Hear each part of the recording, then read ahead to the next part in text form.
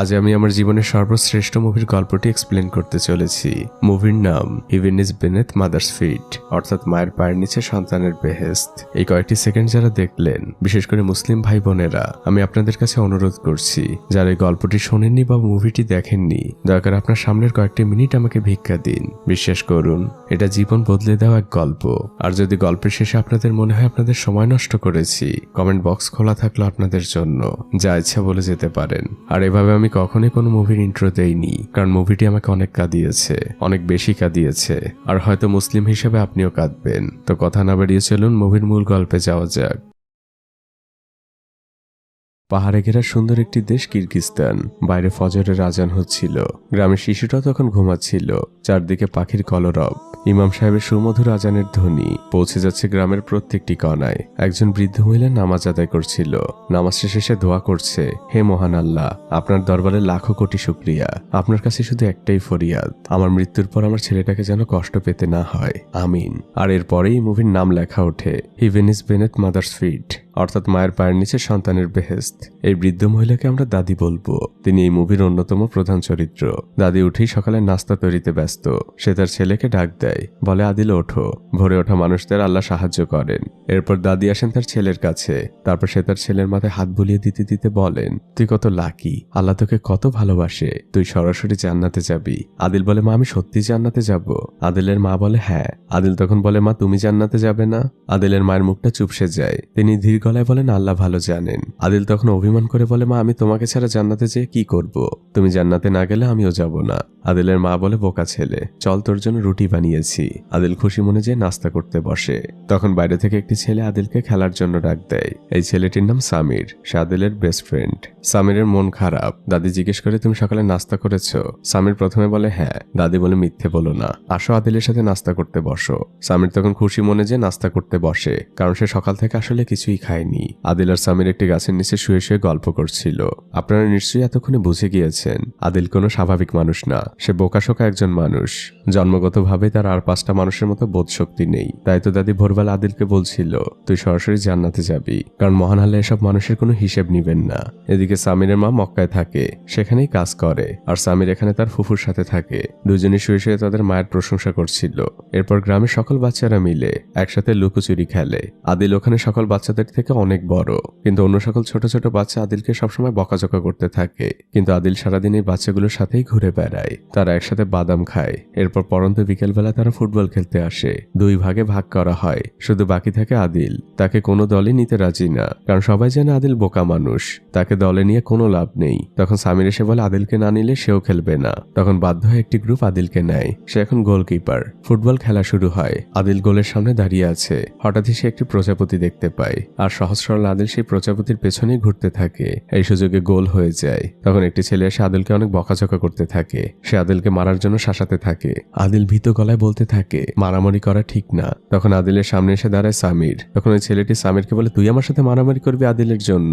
সামির বলে, দরকার হলে তাই করব। পাশ থেকে সবাই উৎসাহ দিতে থাকে। দুজনে মারামারির প্রস্তুতি নিতে থাকে। ঠিক তখনই গ্রামের মসজিদে মাগরিবের আজান দেয়। সামির আদিলকে বলে, আজান দিয়ে দিয়েছে, আমাদের এক্ষুনি নামাজে যেতে হবে। অন্য বাচ্চারা তখন পিছন থেকে বলছিল, তোরা ভয় পেয়ে চলে যাচ্ছিস। সামির তখন আদিলকে বুঝায়, আমি ভয় পাইনি, সবকিছুর আগে নামাজ। মসজিদে নামাজ শেষে সবাই হাত তুলে দোয়া করছে। সামিরও আল্লাহর কাছে বলে, আল্লাহ তুমি আমাকে আমার মায়ের কাছে নিয়ে যাও, আমি মক্কায় আমার মায়ের কাছে সব সময় থাকতে চাই। নামাজ শেষ হয়। ইমাম সাহেব সবার উদ্দেশ্যে বয়ান দিচ্ছিলেন। আল্লাহ প্রত্যেক সামর্থ্যবান মানুষের উপরে হজ ফরজ করেছেন। আমাদের প্রিয় নবী হযরত মুহাম্মদ সাল্লাল্লাহু আলাইহি সাল্লাম বলেছেন, যদি কেউ উত্তম নিয়তে হজ পালন করে, মহান আল্লাহ তাকে জান্নাত দান করবেন। ইমাম সাহেব সকলের উদ্দেশ্যে নবীজির বর্ণনা করা একটি ঘটনা বলতে থাকেন। একটি ছেলে তার মায়ের সন্তুষ্টি পাওয়ার জন্য ঘোড়ায় করে হজ পালন করতে রওনা হয়েছিল। তখন পায়ে হেঁটে যাওয়া লাগতো, কিন্তু পথের মধ্যেই তাদের ঘোড়াটা মারা যায়। তখন ছেলেটি তার মাকে পিঠে করে হজ পালন করিয়েছিল। আল্লাহ তাদের দুজনের জন্য জান্নাত কবুল করেছিলেন। আদিল পেছনে বসে এই ঘটনা শুনছিল। পরদিন সকালবেলা আদিল সামিরের বাসায় আসে। সামির তখন দোতলার উপরের একটি ঘরে বসে ড্রয়িং করছিল। সে আদিলকে ইশারায় চুপ থাকতে বলে। সামির আদিলকে তার করা ড্রয়িং দেখাচ্ছিল। এরই মধ্যে সামিরের ফুফু নিচে আসে। সে এসে সামিরকে অনেক বকাঝকা করতে থাকে, আর তার মায়ের নামে অনেক বদনাম করতে থাকে। সে এক্ষুনি ছাগল ছাগলগুলোকে দুধ খাওয়াতে বলে। সামির আদিলকে বলছিল, আমি আমার মাকে নিয়ে পায়ে হেঁটে হজ করতে যাব। আমরা যেদিকে নামাজ পড়ি এখান থেকে সরাসরি সেদিকে হাঁটা শুরু করব।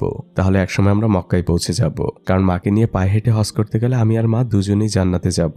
তখন আদিল সামিরকে বলে ওঠে, মাকে নিয়ে পায়ে হেঁটে হজ করতে গেলে মা জান্নাতে যাবে? সামির বলে, হ্যাঁ হুজুর তো তেমনই একটি গল্প বলল। আদিল সাথে সাথেই দৌড় দেয় আর সে মা বলে বলে চিৎকার করতে থাকে। গ্রামে একটি অনুষ্ঠান হচ্ছিল, আদিলের মা তখন সেখানে ছিল। আদিল সেই অনুষ্ঠানের মাঝে ঢুকে যায় আর চিৎকার করে বলতে থাকে, মা এক্ষুনি চলো। তার মা জিজ্ঞেস করে, কোথায় যাব বাবা? আদিল বলে, জান্নাতে। আদিলের কথা শুনে সবাই হেসে দেয়, শুধুমাত্র তার মা ছাড়া। মা আদিলকে বলেন, আমি আসছি। তারা দুজন হাঁটছিল, পাশ দিয়ে একজন মহিলা যাবার সময় জিজ্ঞেস করে, তোমরা কোথায় যাচ্ছ? আদিল তাকে উত্তর দেয়, আমি মাকে নিয়ে জান্নাতে যাচ্ছি। সেই মহিলাও হাসতে হাসতে যায়। তখন আদিল তার মাকে প্রশ্ন করে, মা জান্নাত কি কোনো হাসির বিষয়? আদিলের মা বলে, না, আর জান্নাতে গেলে তোকে নিয়েও কেউ হাসবে না। এরপর থেকে আদিল প্রতি মুহূর্তে তার মাকে প্রশ্ন করছে, মা আমরা কখন রওনা দিব? সকাল, বিকেল, দুপুর, এমনকি রাত, সবসময় মায়ের কাছে আদিলের একটাই প্রশ্ন। মা বলেন, আজ তো অনেক রাত হয়ে গিয়েছে, কাল সকালে আমরা রওনা দিব। আদিল খুশি মনে ঘুমিয়ে পড়ে। পরদিন ফজরে আবারও আদিলের মা নামাজ পড়ছিল, কিন্তু নামাজ শেষে যখন সে উঠতে যায় তার কোমরটা হঠাৎ করেই ব্যথা করে ওঠে। প্রতিদিনের মতো সকালবেলা আজ আদিল নাস্তা করতে বসেছে। আদিল তার মাকে জিজ্ঞেস করে, আচ্ছা মা, আমার যখন 100 বছর বয়স হবে তখন তোমার বয়স কত হবে? মা মুচকে হাসি দেন আর বলেন, এখন একটু সামিরের সাথে খেলতে যা। আদিল দৌড়ে বাসা থেকে বের হয়। সে সামিরের বাসার দিকে যাচ্ছে, কিন্তু আমরা তখন দেখতে পাই সামিরের সকল মালামাল একটি গাড়িতে ওঠানো হচ্ছে। আদিল সামিরকে ডাক দেয়। সামির গাড়ি থেকে নেমে আদিলকে এসে জড়িয়ে ধরে আর বলে, আমার মা আমাকে মক্কায় নিয়ে যাচ্ছে। আদিল আর সামির দুজনের মনটাই হঠাৎ করেই খারাপ হয়ে যায়। সামির তখন আদিলের হাতে একটি সাদা কাগজ দেয় আর বলে, আমাকে এখন যেতে হবে। সামিরদের গাড়ি ছেড়ে দেয় আর সে চিৎকার করে বলে, আমি আমার মায়ের সাথে মক্কায় যাচ্ছি, তুইও তোর মাকে নিয়ে মক্কায় আয়, সেখানে আমাদের দেখা হবে। সামির চলে যায়। আদিল সে সাদা কাগজটা খোলে, সেখানে সামিরের রাখা একটি ছবি। সামিরের মাকে আর আদিলের মাকে পায়ে হেঁটে নিয়ে হজ করতে যাচ্ছে। আদিল এবার দৌড় দেয় বাসার দিকে আর মা বলে বলে চিৎকার করতে থাকে। এদিকে আদিলের মা তার বোনকে বলছে, আজ সকালে শরীরটা অনেক খারাপ হয়ে গিয়েছিল, আমি বুঝতে পারছি আমার হাতে আর খুব বেশি সময় নেই। আমি মারা যাবার পরে আমার ছেলেটাকে দেখে রাখিস, অনেক সহজ সরল, মনটা একদম পরিষ্কার। আজ সকালে তো আমাকে বলছে আমাকে নিয়ে পায়ে হেঁটে হজ করতে যাবে, তাতে নাকি আমাকে জান্নাতে নিয়ে যেতে পারবে। তখন সামিরার মায়ের বোন বলে, তুমি আমার থেকে অনেক বেশি দিন বাঁচবে, আমাকে দাফন করে তারপর তোমার মুক্তি। এর মধ্যে আদিল চলে আসে আর সে তার মাকে বলে, মা চলো রওনা দেই। আদিলের মা তখন অভিনয় করে বলে, আমার কাছে তো কোনো ব্যাগ নেই, ব্যাগ ছাড়া কিভাবে যাব? আদিলের খালার কাছেও জিজ্ঞেস করে, সে অভিনয় করে বলে, আমার কাছেও তো কোনো ব্যাগ নেই। আদিল বলতে থাকে ব্যাগ। সে সাথে সাথে দৌড় দেয় আর স্টোর রুম থেকে একটি বস্তা খুঁজে নিয়ে আসে আর বলে, মা এবার চলো, ব্যাগ ম্যানেজ হয়ে গিয়েছে। তখন আদিলের মা বলে, বাবা আমার পাটা অনেক ফোলা, এখন তো হাঁটতে পারবো না, পা ফোলাটা একটু কমুক তারপর যাব। আদিল তখন আবারও চিন্তা করতে থাকে। সে দৌড়ে চলে যায় প্রতিবেশীর বাড়িতে।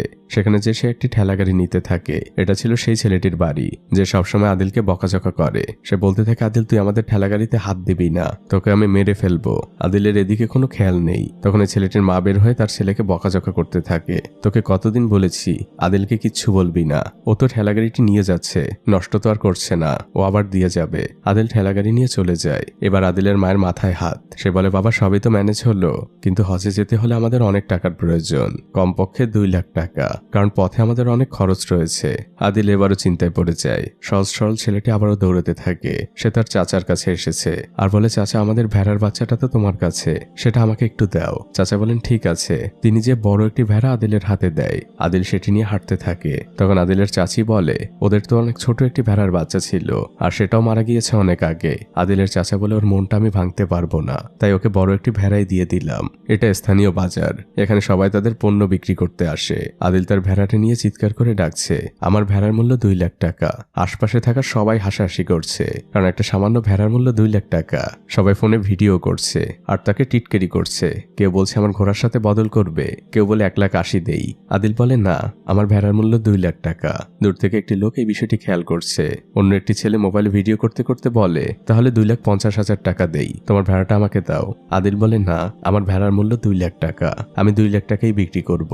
লোকটির কাছে বিষয়টা অদ্ভুত লাগে। সে আদিলের কাছে আসে আর জিজ্ঞেস করে, তুমি এই ভেড়াটি কেন 2 লাখ টাকায় বিক্রি করতে চাও? আদিল বলে, আমি আমার মাকে নিয়ে জান্নাতে যাব, মক্কায় যাব, সেখানে যেতে আমার 2 লাখ টাকার প্রয়োজন। তখন আশপাশে থাকা সবার মুখটা চুপসে যায়। লোকটি তার গাড়িতে করে আদিলকে নিয়ে তার বাসায় আসে। আদিলের মাকে সে সালাম দেয়। আদিলের মায়ের সামনে 2 লাখ টাকা রাখা। আদিলের মা লোকটিকে বলছে, দেখো বাবা, মক্কায় যাবার আমার অনেক শখ, অনেক বছর আগে চেষ্টাও করেছিলাম। আদিলের বয়স তখন 11, কিন্তু হঠাৎই আদিল অসুস্থ হয়ে পড়ে। আমার আর মক্কায় যাওয়া হয়নি। শোনো বাবা, তোমাকে অনেক ধন্যবাদ, কিন্তু আমি তোমার টাকাগুলো নিতে পারবো না। তখন লোকটি বলে, আমার মায়েরও খুব ইচ্ছে ছিল হজ করার। তখন আমি অনেক ছোট, আমাদের টাকা ছিল না, এমনকি ঠিকভাবে ঘরে চুলোও জ্বলতো না। দেখুন এখন আমাদের অনেক টাকা, আমার টাকার কোনো অভাব নেই, কিন্তু এখন আমার মা নেই। আপনার ছেলে আদিল অনেক ভালো একজন মানুষ, আপনি ওর মন ভাঙবেন না, টাকাটা আপনি রাখুন আর আমার জন্য দোয়া করবেন। দাদি তেমন কিছুই বলে না, তিনি হাত উঁচু করে বলেন, আল্লাহ তোমার মনের সকল আশা পূরণ করুক। আদিল লোকটির গাড়িতে বসেছিল, তখন লোকটি আদিলের কাছে আসে আর বলে, তোমাদের সাথে আমাকে হজে নিবে? আদিল বলে, না, আমি শুধু আমার মাকে নিয়েই যাব। আদিল গাড়ি থেকে নেমে যায়। আদিল দৌড়ে এসে তার মাকে বলে, মা এখন চলো আমরা রওনা দেই। আদিলের মা এবার আদিলকে বোঝায়, দেখো বাবা, মক্কা অনেক দূর, তুমি যে পায়ে হেঁটে বাজারে যাও তার থেকে হাজার হাজার গুণ বেশি দূরে অবস্থিত। পায়ে হেঁটে যাওয়া সম্ভব না, বরং এই টাকাগুলো আমরা কোনো গরিব দুঃখীকে দিয়ে দিব, তাদের অনেক উপকারে আসবে। আদিলের মা রাগ করে সেখান থেকে চলে যান, কিন্তু আদিলের মন মানছেই না। গভীর রাতে সে বাইরে চুপচাপ বসে আছে। তখন মা তার পাশে আসে আর বলে, তুমি কি তাহাজ্জুদের জন্য উঠেছো? আদিল আকাশের দিকে তাকিয়ে আছে আর সে তার মাকে বলে, মা আমি তোমাকে ছাড়া জান্নাতে যেয়ে কি করব? তোমাকে ছাড়া আমি জান্নাতে যেতে চাই না। আদিলের মা বলে, আমার আর চিন্তা বাড়াস না, চল এখন ঘুমোতে চল। পরদিন সকাল হয়, আদিলের মা বাজারে যাচ্ছিল। তখন এলাকার কিছু লোক আদিলের মাকে টিটকিরি করে বলে, এই যে হাজী সাহেবের মা, ভালোই তো ব্যবসা শুরু করেছেন। আদিলের মা তখন রেগে যায়, এভাবে কেন কথা বলছো?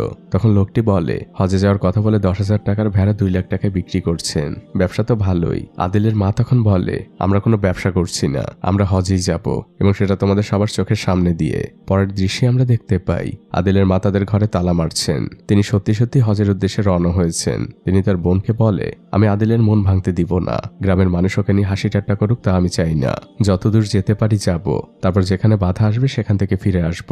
আদিলের খালা দোয়ার জন্য হাত তোলেন। আদিলও সাথে সাথে এসে মোনাজাত ধরে আর এরপর শুরু হয় তাদের যাত্রা। গ্রামের লোকরা এখনো বিশ্বাস করতে পারছে না এই দুজন মানুষ পায়ে হেঁটে হজে যাচ্ছে। সবাই অবাক চোখে তাকিয়ে আছে। আদিলের এক বন্ধু এসে আদিলকে একটি ম্যাপ দেয় আর বলে, এটা তোর কাজে লাগতে পারে। আদিলের মা নিজের কাছে ম্যাপটি রেখে দেয়। লোকজন অবাক হয়ে তাদের দিকে তাকিয়ে আছে। কিছু লোক এসে টাকা দিচ্ছে আর বলছে আমার জন্য দোয়া করবেন। তারা এখনো গ্রাম থেকে বের হয়নি। আর এরপর শুরু হয় সেই ফাইনাল যাত্রা মক্কার উদ্দেশ্যে। তারা গ্রাম থেকে বের হয়ে হাইওয়ে ধরে হাঁটছে। দিনরাত সমানেই আদিল হেঁটে চলেছে, পাহাড় জঙ্গল সবকিছু ভেদ করে। এখনো তারা কিরগিস্তানেই। এভাবে রাত নেমে আসে আর সকাল হয়। 2 দিন পরে তারা উজবেকিস্তানের বর্ডারে পৌঁছায়। বর্ডারে তখন অনেক ভিড়। আদিলের মা ভাবে হয়তো এখান থেকেই তাদের ফিরে যেতে হবে, কিন্তু আমরা দেখতে পাই তারা খুব সহজেই ইমিগ্রেশন পার হয়ে গিয়েছে, তাদের কেউ বাধা দেয়নি। আদিলের অনেক ক্ষুধা লেগেছে আর এটা তাদের জন্য নতুন দেশ উজবেকিস্তান। আদিল আর তার মা একটি রেস্তোরাঁয় খেতে বসেছে। আদিলের মা আদিলের জন্য উজবেক পোলাও অর্ডার করে আর নিজের জন্য শুধুমাত্র 1 কাপ চা। তিনি টাকা বাঁচিয়ে চলতে চাচ্ছেন। আদিল খুব তৃপ্তি নিয়ে পোলাওগুলো খায়। তারপর তারা আবারও পথ চলতে শুরু করে। উজবেকিস্তানের সুন্দর সুন্দর মসজিদের সামনে দিয়ে চলছে তারা। সুন্দর সাজানো গোছানো একটি শহর। পথের মধ্যেই তারা মাঝে মাঝে রুটি কিনে খাচ্ছে। তখন এক রুটির দোকানদার বলে, আপনাদের কাছে তো কিরগিস্তানের টাকা, কিন্তু এখানে তো উজবেকিস্তানের টাকা চলে, আপনি ব্যাংক থেকেই টাকাগুলো পরিবর্তন করে নিন। আদিলের মা আদিলকে একটি রাস্তার পাশে থামায় আর বলে, আমি কিছু টাকা ভাঙিয়ে নিয়ে আসি, তুমি এখানেই আমার জন্য অপেক্ষা করো। আদিলের মায়ের টাকার বান্ডিলটা পাশে দাঁড়িয়ে থাকা একজন লোক দেখে ফেলে। আদিলের মা সেখান থেকে চলে গেলে লোকটা আদিলের কাছে আসে আর সে আদিলকে বলতে থাকে, আমার মেয়ে অনেক অসুস্থ, আপনি দয়া করে আমাকে সাহায্য করুন। আদিল বলে, আপনার সাহায্য লাগবে? কেমন সাহায্য? লোকটি বলে, টাকা পয়সা লাগবে, তার চিকিৎসার জন্য অনেক টাকা লাগবে। আদিল বলে, টাকা আছে তো? টাকা আছে। আদিল টাকার বান্ডিলটি বের করে আর লোকটির হাতে দিয়ে বলে, এখানে টাকা আছে। লোকটি আদিলকে ধন্যবাদ বলে। আমরা বুঝতে পারি লোকটি তো প্রতারক। সে আদিলকে বলে, আপনি এখানে অপেক্ষা করুন, আমি ফিরে আসবো। এটা বলে লোকটি সেখান থেকে চলে যায়। কিছুক্ষণের মধ্যে আদিলের মা একটি রুটি নিয়ে ফিরে আসে। আদিল রুটিটি খাচ্ছিল আর তার মা ঠেলাগাড়িতে টাকাগুলো খুঁজছিলেন। তিনি আদিলকে জিজ্ঞেস করেন, টাকাগুলো কোথায়? আদিল বলে, টাকাগুলো তো আমি চাচাকে দিয়ে দিয়েছি, তার মেয়ে অসুস্থ, তার টাকাগুলো লাগবে। আদিলের মা বলে, এটা তুই কি করেছিস? কোন চাচা? নিশ্চয়ই প্রতারকের হাতে পড়েছিস। আদিল বলে, চাচা বলেছে ফিরে আসবে। আদিলের মা বলে, মিথ্যে বলেছে, কেউ ফিরে আসবে না। আদিল বলে, মা মিথ্যে বলা তো মহাপাপ, চাচা মিথ্যে কেন বলবে?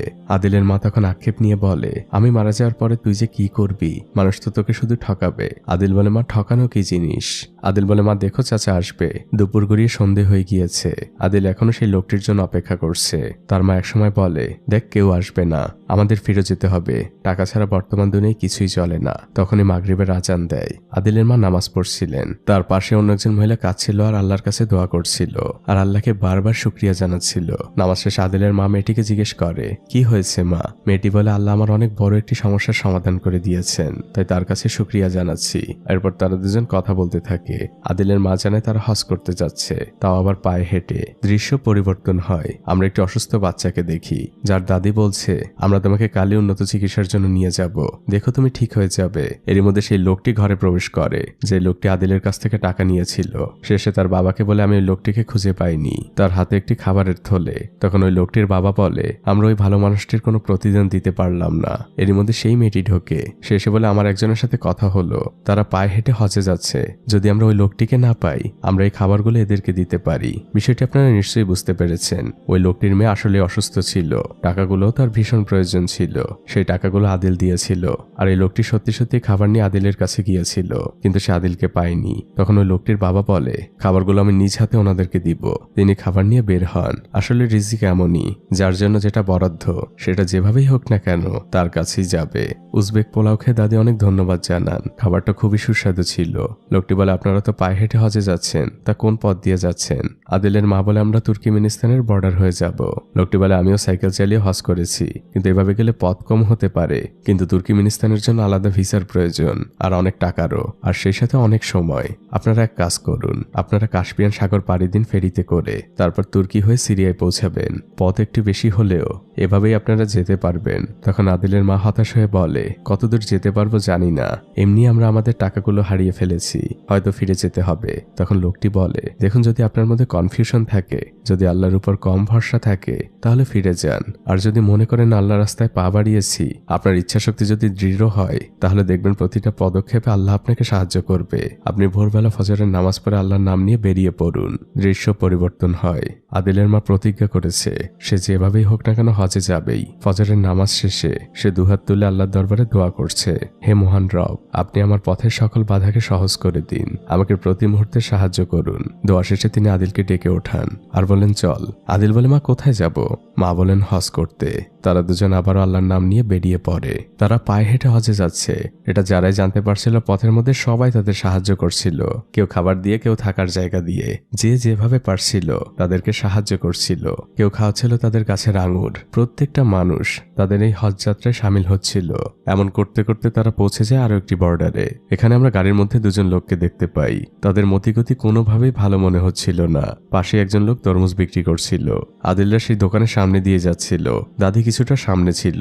তখন দোকানদার আদিলকে জিজ্ঞেস করে, এখানে অনেক মিষ্টি তরমুজ পাওয়া যায়, তুমি কি তরমুজ নিবে? আদিল মাথা নেড়ে উত্তর দেয়, হ্যাঁ নিব। লোকটি তখন বড় একটি তরমুজ আদিলের ঠেলা গাড়িতে উঠিয়ে দেয়। তখন আদিল সেখান থেকে চলে যেতে চায়। লোকটি আদিলকে ধমক দিয়ে বলে, শুধু তরমুজ নিয়ে গেলে হবে, টাকা দিবে না? আদিল বলে, আমার কাছে তো টাকা নেই। লোকটি তখন তার সময় নষ্ট করার জন্য আদিলকে অনেক বকাঝকা করতে থাকে। আদিলের মা এসে তখন লোকটিকে সরি বলে। এরপর তারা দুজন বর্ডারের দিকে আগাচ্ছিল। তখন গাড়ির মধ্যে থাকা সেই দুজন লোক আসে আর টেপ দিয়ে মোড়ানো দুটো তরমুজ দিয়ে বলে, আমার শাশুড়ি বর্ডারের ওপারেই থাকে, সে অনেক অসুস্থ, তরমুজ খেতে চেয়েছে, আপনারা কি দয়া করে এই দুটো তরমুজ আপনাদের সাথে করে নিয়ে যাবেন? লোকটি তার সহকারীকে দিয়ে সেই দোকান থেকে আরো বড় একটি তরমুজও নিয়ে আসে। এটা আদিলের জন্য উপহার স্বরূপ। কিন্তু সেই তরমুজের দোকানদার বুঝতে পারে বিষয়টি কি। সে সাথে সাথে সেখানে আসে আর আদিলের মাকে ডাকতে থাকে। সেই লোকটি তখন তরমুজের দোকানদারকে বলে, কাজটা ভালো হচ্ছে না। তখন সেই দোকানদারের লোকটিকে বলে, আমি আমার চোখের সামনে কাউকে বিপদে পড়তে দেখতে পারি না। লোকটি আদিল আর তার মাকে তার দোকানের সামনে নিয়ে আসে আর সে তাদের কাছ থেকে সবকিছু শোনে। লোকটি খুবই লজ্জিত। সে বলতে থাকে, আমি বুঝতে পারিনি যে আপনারা হজে যাচ্ছেন। আমি আদিলের সাথে খারাপ ব্যবহার করেছি। আসলে বুঝতেই পারছেন, এগুলো বিক্রি করে আমার সংসার চলে। আদিলের মা বলে, কোনো ব্যাপার না, তোমার তরমুজ অনেক মিষ্টি, আর তাছাড়া মহানবী বলেছেন তরমুজ তো জান্নাতি ফল। লোকটি বলে, তো আপনি খুব ভালো একটি কথা বলেছেন, এটা তো আমি এখন সবাইকে বলতেও পারবো। খাওয়া শেষে আদিলের মা হাত তুলে দোয়া করতে থাকেন। আদিলও সাথে সাথে হাত তোলে। এরপরে তারা একদম বর্ডারের কাছে চলে আসে। তখন একজন লোক হাতে একটি আগুন নির্বাপক নিয়ে সেখানে আসে আর সে আদিলদের অনুরোধ করতে থাকে এটি বর্ডারের ওপাশে নিয়ে যাওয়ার জন্য, কারণ এটি তার লাগবে না। ওপাশের একজন তাকে এটি দিয়ে উপকার করেছে। আদিলের মা নিতে রাজি হয় না, কারণ সে তরমুজ বিক্রেতা তাকে বলেছিল এভাবে মাদক পাচার হয়। আদিলের মা ইমিগ্রেশনে যান আর তিনি ইমিগ্রেশন কমপ্লিট করেন। কিন্তু যখনই তিনি ঠেলা গাড়ির দিকে তাকান, দেখা যায় আদিল সেই অগ্নি নির্বাপকটি তার সাথে করে নিয়ে নিয়েছে। আদিলের মা আদিলকে অনেক বকাঝকা করতে থাকেন, কিন্তু সামনেই গার্ড ছিল, তাই তিনি জোরেও তেমন কিছু বলতে পারছেন না। আদিলের মা ভয় পাচ্ছেন। গার্ড তাদের থামতে বলে। এরই মধ্যে দেখা যায় পাশে অন্য একজন স্মাগলারকে ধরা হয়েছে। তখন গার্ড সেদিকে দৌড় দেয় আর আদিলদের যেতে বলে। এ যাত্রায় আদিলরা বেঁচে যায়। আদিলের মা নিরাপদ স্থানে যে আদিলকে বলে এটা এখন ফেলে দে, এর মধ্যে মাদক থাকে। আদিল বলে না, লোকটি আমাকে দিয়েছে মা, আমাকে এটা ঠিকানায় পৌঁছে দিতে হবে। আর এভাবেই তারা পৌঁছে যায় নতুন একটি দেশ কাজাকিস্তানে। ইসলামিক ইতিহাসে ভরপুর একটি দেশ, চারদিকে সুন্দর সুন্দর স্থাপনা, চোখ জুড়িয়ে যাওয়ার মতো সুন্দর সুন্দর মসজিদ। আদিল তার মাকে নিয়ে সেই শহরের মধ্যে দিয়ে হাঁটছিল আর তারা শহরের বড় একটি 5 স্টার হোটেলে পৌঁছায়, কারণ ওই অগ্নি নির্বাপকের গায়ে এই ঠিকানায় লেখা ছিল। আদিল তো না ফেরত দিয়ে যাবে না। আদিলের মা হোটেলের মালিকের কাছেই ওটা বুঝিয়ে দিবেন, অন্য কারো হাতে দিবেন না। আদিল বাইরে অপেক্ষা করছিল। তাদের ঠেলা গাড়িটা ভিআইপি পার্কিং এ রাখা ছিল। তখন হোটেলের মালিক সেখানে আসে। তার সেক্রেটারি আদিলকে বকাঝকা করতে থাকে যে এখানে কেন তুমি তোমার ঠেলা রেখেছো, এটা পার্সোনাল পার্কিং এর জায়গা। এর মধ্যে আদিলের মা সেখানে চলে আসে। হোটেলের মালিকও গাড়ি থেকে নামে আর তার সেক্রেটারিকে থামতে বলে। আদিলের মা বলে আপনি হোটেলের মালিক, আপনার সাথে আমার কথা আছে, আপনার একটা জিনিস আমার কাছে রয়েছে। আদিলের মা দেখিয়ে দেয়। মালিক বুঝতে পারে এই মানুষগুলো অনেক সহজ সরল। তিনি আদিলের মায়ের কাছ থেকে পুরো বিষয়টি জানতে পারেন। আর পরবর্তী দৃশ্যে আমরা দেখতে পাই হোটেলের মালিক আদিল আর আদিলের মাকে বিশেষ আতিথেয়তায় পুরো হোটেল ঘুরিয়ে দেখাচ্ছেন। তার স্পিড বোটে করে ঘুরছিল। হোটেলের মালিক আদিলের মাকে জিজ্ঞেস করছেন ওর মাথায় হজের বিষয়টি কিভাবে আসলো। আদিলের মা তখন বলেন ইমানের শিক্ষা কখনো মানুষের কাছ থেকে আসে না, ইমান আল্লাহর পক্ষ থেকে আসে। এটা এমনি এমনিই হয়ে যায়। আর আমি ওকে ছোটবেলা থেকে হালাল খাবার খাইয়ে বড় করেছি। লোকটি তখন দীর্ঘশ্বাস ফেলে আর আনমনেই বলতে থাকে সারা জীবন টাকার পিছনে ছুটে বেরিয়েছি, এখন আমি 1000 কোটি টাকার মালিক, কিন্তু দিন শেষে আমি বড্ড একা। সারাদিন কষ্ট শেষে বাসায় যখন ঢুকি ছেলেমেয়েরা তাদের নিজেদের মতো করে ব্যস্ত আর আমার ওয়াইফ তার মতো করে ব্যস্ত। কোনো অভাব নেই। আমরা একসাথে সবাই মিলে লাস্ট কবে কথা বলেছি তাও জানি না। আর নামাজ হজ এ নিয়ে তাদের তেমন কোনো আগ্রহও নেই। আর দেখুন আপনি কত ভাগ্যবান, আপনার সন্তান আপনাকে হজ করানোর জন্য পায়ে হেঁটে নিয়ে যাচ্ছে। আদিলের মা তখন বলেন মানুষ এমনই, কেউ দুনিয়া বেছে নেয় আর কেউ আখেরাত, তবে তোমার জন্য আমার দোয়া থাকবে বাবা। তখন হোটেলের মালিক বলে আমি আপনাদের কিভাবে সাহায্য করতে পারি, আমি আপনাদের জন্য যে কোনো কিছু করতে রাজি। একটা রাত এখানে থেকে যান, পুরো শহর ঘুরে দেখাবো আপনাদের। সব থেকে দামি রুমে আপনাদের জন্য থাকার ব্যবস্থা করা হয়েছে। দাদি বলে কিছুর দরকার নেই বাবা, আমার ছেলে এই পরিবেশে বড় হয়নি, বরং আমরা রওনা দিলে আমাদের পথ কমবে, দৃশ্য পরিবর্তন হয়। মরুভূমির মাঝ দিয়ে আদিল তার মাকে নিয়ে রওনা হয়েছে। ছেলেটা ঘামে একদম ভিজে গিয়েছে, তারপরও সে এক মনেই হেঁটে চলেছে। দুজনেরই প্রচন্ড পানির পিপাসা লেগেছে, কিন্তু যেহেতু মরুভূমির মাঝের পথ, আশপাশে পানি খাওয়ার কোনো ব্যবস্থা নেই। হঠাৎই তারা দূরে একটি ছোট ঘর দেখতে পায়। তারা সাথে সাথে সেদিকে রওনা হয়, কিন্তু কাছে যেয়ে দেখা যায় সেখানে কোনো মানুষের চিহ্ন নেই। দুজনই প্রচন্ড ক্লান্ত। মার ছেলে একজন আরেকজনের কাঁধে ভর দিয়ে ঘুমিয়ে পড়ে। এভাবে কেটে যায় অনেকগুলো সময়। হঠাৎই আদিলের মা একটি ট্রাকের শব্দ শুনতে পায়। তাদের সামনের রাস্তায় একটি ট্রাক দাঁড়ানো। সে সাথে সাথে আদিলকে ডেকে ওঠায় আর বলে দৌড়ে যা আর তার কাছে যে সাহায্য চা। আদিল সাথে সাথে ঘুম থেকে উঠে দৌড় দেয়, কিন্তু আদিল পৌঁছানোর আগে ট্রাকটি সেখান থেকে চলে যায়। আদিল এসে রাস্তায় চিৎকার করে ডাকতে থাকে। তখন আমরা দূরে দেখতে পাই ট্রাকটি ব্রেক করেছে। দৃশ্য পরিবর্তন হয়। সেই ট্রাক ড্রাইভার আদিল আর তার মাকে পানি খাওয়াচ্ছে আর তাদের কাছ থেকে সবকিছু শোনে। তখন ট্রাক ড্রাইভার বলে আমি আপনাদের পৌঁছে দিচ্ছি বর্ডারে। আদিল বলে না, সামির বলেছে আমাকে হেঁটে যেতে হবে। ড্রাইভার বলে তুমি কি পাগল? আদিলের মা থামিয়ে দেয়, বলে আমার ছেলেটা এমনই, ও পায়ে হেঁটেই যাবে, আপনাকে অনেক ধন্যবাদ। তখন ট্রাক ড্রাইভার বলে একটু অপেক্ষা করুন। সে আরো কিছু খাবার আর অনেকটুকু পানি নিয়ে আসে আর সেগুলো আদিলদের দেয়। আদিল আর তার মা শুক্রিয়া জানায়। ট্রাকটি চলে যায় আর সেই ট্রাক ড্রাইভার সামনে থাকা সকল ট্রাককে ওয়্যারলেসে জানিয়ে দেয় এমন দুজন মার ছেলে যারা পায়ে হেঁটে হজে যাচ্ছে তাদের সবাই সাহায্য করবে। আদিল আর তার মায়ের অবস্থানও জানিয়ে দেয়। আর পথের মধ্যে এক একজন তাদের এক একভাবে সাহায্য করছিল। এভাবে দিন গড়িয়ে সন্ধে হয়ে যায়। একজন ট্রাক ড্রাইভার প্রায় আদিলদের সাথে অ্যাক্সিডেন্ট হতে যাচ্ছিল। কোনো মতে সে ব্রেক করে। তারপর সে আদিলদের ঠেলাগাড়িতে নতুন একটি ইমার্জেন্সি বাতি লাগিয়ে দেয়। আদিল ড্রাইভার সেই বাতি জেলে চলতে থাকে। এভাবে মধ্যরাত হয়ে যায়। মরুভূমির পাশেরই একটি জায়গায় মার ছেলে ঘুমিয়ে পড়েছে, কিন্তু রাতের বেলা সেখানে নেকড়ে আসে। আদিলের মা অনেক ভয় পেয়ে যান। তিনি আদিলকে ঘুম থেকে ওঠান। অন্যদিকে আমরা আরেকটি ট্রাক ড্রাইভারকে দেখতে পাই। সে ঘুমে ঝিমাচ্ছিল, কিন্তু হঠাৎই মরুভূমির মাঝে সে একটি ইমার্জেন্সি লাইট দেখে। সে তার গাড়ি থামায় আর তার দেখা দেখে আরো দুটি ট্রাক। তারা ওই ঠেলাগাড়ির চারপাশে খুঁজছে, কিন্তু কাউকেই দেখতে পাচ্ছে না। শুধুমাত্র একটি পড়ে থাকা জুতো দেখতে পায়। আর এরা সবাই আদিল আর তার মায়ের কথা জানে যে তারা পায়ে হেঁটে হজ করতে যাচ্ছে। তারা চারপাশে খুঁজতে থাকে। তাদের নিজেদের কাছেও ভয় লাগছিল। হঠাৎই একটি লোকের উপর উপরে নেকড়ে আক্রমণ করে বসে। আর একদম শেষ মুহূর্তে সে অগ্নি নির্বাপক যন্ত্র দিয়ে আদিল আর তার মা নেকড়েটিকে সরিয়ে দেয়। সবাই ট্রাকের কাছে চলে আসে আর গল্প করতে থাকে। ওই ট্রাক ড্রাইভার তার ভাইকে কল দেয়, কারণ তার ভাইয়ের ট্রাকটি মক্কায় যাবে। সে তার ভাইকে বোঝাতে থাকে। তারপর সে সবার কাছে ফিরে আসে আর দাদিকে চায় না, আপনাদের একটি ব্যবস্থা হয়ে গিয়েছে, আপনাদের আর কষ্ট করে যেতে হবে না, আমার ভাই আপনাদের ট্রাকে করেই কালকে মদিনায় নিয়ে যাবে। তখন আদিলের মা বলে, তোমাকে ধন্যবাদ বাবা, কিন্তু আমাকে নিয়ে পায়ে হেঁটেই যাবে, ও রাজি হবে না, তোমরা আমাদের জন্য অনেক কষ্ট করেছো। আদিল তখন তার মায়ের ঠেলা গাড়িটি ওঠায় আর আবার সে হাঁটতে শুরু করে। আর আমরা তখন দেখতে পাই সেই ট্রাক ড্রাইভার আদিলদের একদম পিছু পিছু যাচ্ছে, তাদের আলো জেলে পথ দেখাচ্ছে। আর সে তার কোম্পানিতেও ফোন করে জানায় তার পৌঁছাতে একদিন বেশি লেট হবে। সে আর কোনো রিপ্লাই শোনে না, সে তার ওয়াকি টকিটি বন্ধ করে রেখে দেয়। এভাবে পুরো রাত আদিলদের পেছনে পেছনেই সে ট্রাক চালাচ্ছিল। এভাবে ভোর হয়ে যায়। তখন কাস্পিয়ান সাগরে থাকা ফেরি থেকে কল আসে। সেখানে ট্রাক ড্রাইভার আগেই ফোন করে রেখেছিল। সেখান থেকে জানানো হয় সর্বশেষ ফেরি ছাড়তে আর মাত্র 30 মিনিট বাকি, এর মধ্যেই পৌঁছতে হবে। ট্রাক ড্রাইভার তখন গাড়ি থামিয়ে নিচে নামে আর আদিলের মাকে বলে, আমাদের হাতে মাত্র 30 মিনিট সময় আছে, কিন্তু এই সময়ের মধ্যে আমাদের এখনো প্রায় 6 কিলোমিটার যেতে হবে, এই পথটুকু অন্তত ট্রাকে চলুন। আদিলের মা বলেও রাজি হবে না। তখন ড্রাইভার কিছু না ভেবেই ওই ঠেলা গাড়িটি ধাক্কা দিতে থাকে। তারা সবাই মিলে ফেরি ধরার জন্য দৌড়াচ্ছে। একসময় তারা পোর্টে পৌঁছে যায়। তখন রাত নেমে এসেছে। ড্রাইভার আদিলের মাকে জিজ্ঞেস করে, একটি জিনিস বুঝলাম না, ট্রাকে মদিনায় যাওয়া যাবে না, কিন্তু জাহাজে ওঠা যাবে। আদিলের মা বলে, চুপ করো, আদিল শুনতে পারলে আবার নতুন করে ঝামেলা পাকাবে। একজন লোক আগে থেকে অপেক্ষা করছিল। তিনি আদিলের মাকে বলেন সবকিছু দ্রুত করতে হবে। আদিলরা একটি জাহাজে উঠেছে।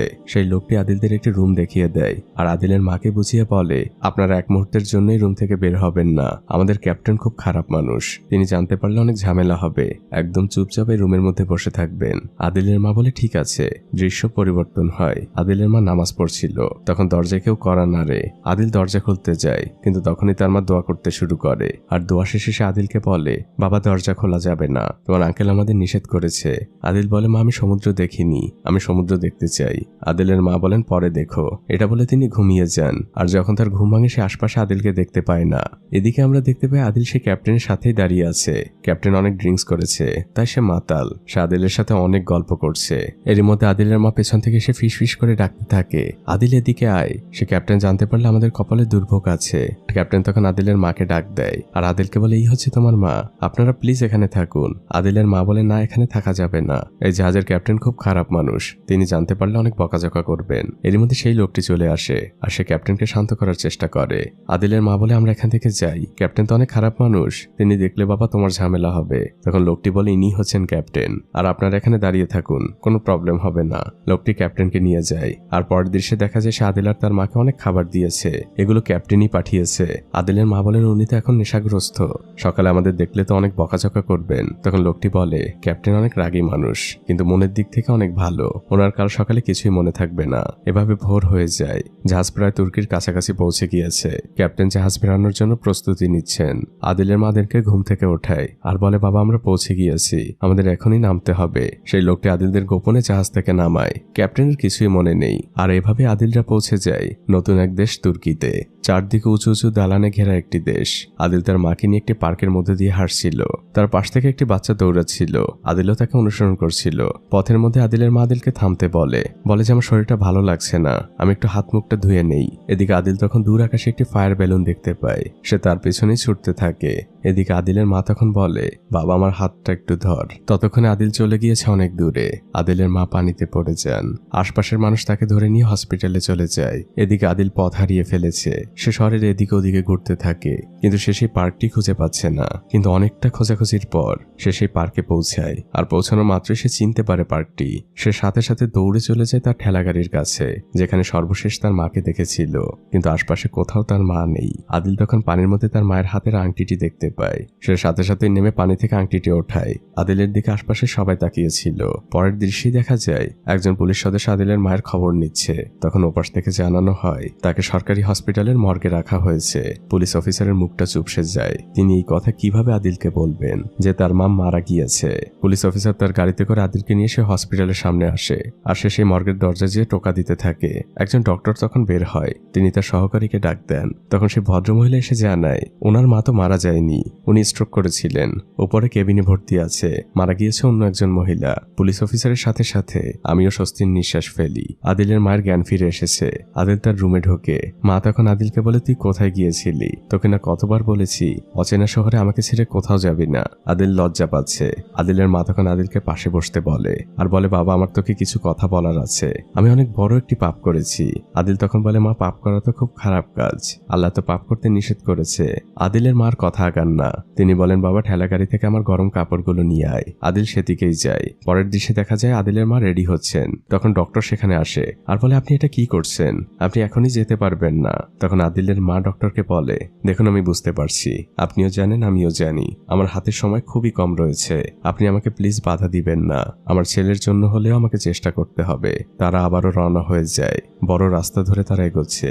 জঙ্গল পাহাড় অনেক পথ পাড়ি দিচ্ছে। দিন গড়িয়ে রাত, আবার রাত শেষে দিন হয়, কিন্তু আদিলের চলা এক মুহূর্তের জন্য থেমে থাকে না। এদিকে আমরা একটি শুটিং ইউনিটকে দেখতে পাই। তুর্কির একটি সিনেমার শুটিং হচ্ছিল, কিন্তু সেখানে নতুন ইন্টার্ন করতে আসা অ্যাসিস্ট্যান্ট খুবই উদ্বিগ্ন, কারণ এই মুভির নায়ক এখনো আসেনি। সে তার উপরের কর্মকর্তাকে জানায়। সে ইন্টার্নকে অনেক বকাঝকা করতে থাকে। তারপর সে তার উপরের কর্মকর্তাকে জানায়। এভাবে একজন থেকে আরেকজন। সবারই শেষমেশ একটি কথা, 1 ঘন্টার মধ্যে একজন অভিনেতাকে খুঁজে বের করতেই হবে, নাহলে সকলের চাকরি শেষ। সবাই চিন্তায় পড়ে যায়। মুভির অন্যান্য দৃশ্যে শুটিং চলছিল। হঠাৎই তার মাঝে ঢুকে যায় আদিল আর তার মা। শুটিং এর লোকজন তাদের সরিয়ে দেয়। আর পরবর্তী দৃশ্যে আমরা দেখতে পাই সেই ইন্টার্ন আর তার বস, তারা দুজন মিলে আদিল আর তার মায়ের সাথে কথা বলছে। তারা তাদের খাবারও খেতে দিয়েছে। আর পাশে বসে থাকা একজন ট্রান্সলেটরের মাধ্যমে তারা জেনে নিয়েছে সবকিছু। তখন শুটিং এর লোক আদিলের মাকে রিকোয়েস্ট করতে থাকে আদিল যেন তাদের এই মুভিতে একটু অভিনয় করে দেয়, এটা তাদের জন্য অনেক উপকার হবে। কিন্তু আদিল রাজি হয় না। তখন ট্রান্সলেটর আদিলের মাকে বুঝিয়ে বলে। আদিলের মা বলে, আমি আমার ছেলেকে বোঝাচ্ছি। আদিলের মা তার ছেলেকে বোঝায় মানুষ সাহায্য চাইলে তাকে সাহায্য করতে হয়। শুরু হয় মূল মুভির সেই শুটিং। আদিল সেই মুভিতে অভিনয় করছে। আর তার চরিত্রটাও ছিল এমন, অন্য একটি রাজ্যের রাজা যে কিনা বোমার আঘাতে মানসিক স্মৃতি হারিয়ে ফেলেছে। আর আদিল তো ন্যাচারালি এমন। তার অভিনয় দেখে পরিচালকও কেঁদে দেয়। কিন্তু পরিচালক এখনো জানে না যে আদিল আসলে এমনই। সে সবার অনেক প্রশংসা করতে থাকে যে এমন অভিনেতা সে লাইফে কখনো দেখেনি। শুটিং শেষে আবারও আদিলদের খেতে দেওয়া হয়। সেই অ্যাসিস্ট্যান্ট আদিলের মাকে রিকোয়েস্ট করছে, আপনারা এখানে থেকে যান, ভালো ভালো অভিনয়ের ব্যবস্থা করে দিব, অনেক টাকাও পাবেন আপনারা, আর ভালো ভালো থাকার জায়গাও পাবেন। আদিলের মা বলে, বাবা আমরা হজের জন্য বেরিয়েছি, আর ওটাই আমাদের শেষ গন্তব্য। তখন সেই অ্যাসিস্ট্যান্ট বলে, আমার ভাই ইস্তাম্বুলের একজন ইমাম, আমি তাকে ফোন করে বলে দিব আপনারা যাওয়ার পথে সে আপনাদের অবশ্যই সাহায্য করবে। আদিলের মা শুকরিয়া জানায় আর ছেলেটির জন্য দোয়া করে। আর আদিল তো সবসময় কেউ দোয়া করলে সাথে সাথেই হাত তোলে। দৃশ্য পরিবর্তন হয়। আদিলরা রওনা হয়ে গিয়েছে ইস্তাম্বুলের উদ্দেশ্যে। তারা পৌঁছে যায় মসজিদের শহর ইস্তাম্বুলে, যেখানে হায়া সোফিয়া অবস্থিত। সমুদ্রের পাশে বসে আছে মা আর ছেলে। আল্লাহর অপরূপ এই সৌন্দর্যে তাদের চোখ যেন জুড়িয়ে যাচ্ছে। রাতের বেলা তারা সেই ইমামের সাথে দেখা করে। তিনি হাতে আরবিতে একটি চিঠি লিখে দেন আর আদিলের মায়ের হাতে দিয়ে বলে, সিরিয়ায় এখন যুদ্ধ চলছে, সেখানে খুবই বিপজ্জনক। ওরা আমার কিংবা আপনার ভাষা বোঝে না। ওদেরকে এই চিঠিটি দেখাবেন, হয়তো আপনাদের উপকারে আসলেও আসতে পারে। আদিলের মা ধন্যবাদ দেয়। আর এরপর তারা বেরিয়ে পড়ে সিরিয়ার বর্ডারের উদ্দেশ্যে। সিরিয়া থেকে বেশিরভাগ মানুষই তুর্কিতে ঢুকছিল। শুধুমাত্র আদিল আর তার মা সেদিকে যাচ্ছে।